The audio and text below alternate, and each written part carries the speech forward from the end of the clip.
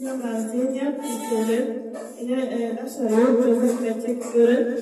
Tanrılarımızın ardından sürdürüp orada sürprizlerle kabul edin. Uzun yaş, tortlar yağı olurdu. Konuşuruz.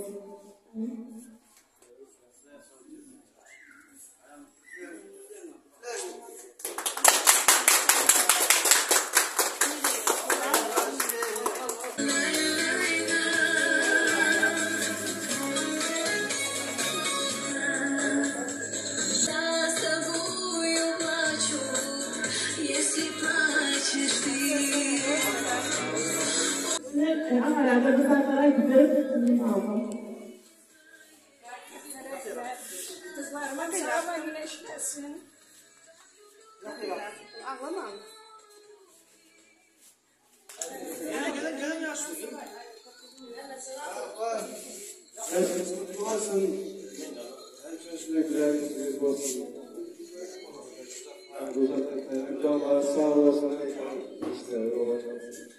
Size güzel bir şey koyacak. Uzun olsun. Her şey aksın. Kutlardır.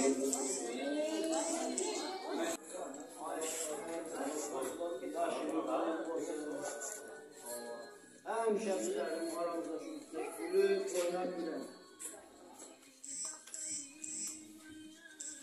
Mükemmel. Sağ olun. Her nasıl canı sağ olsun.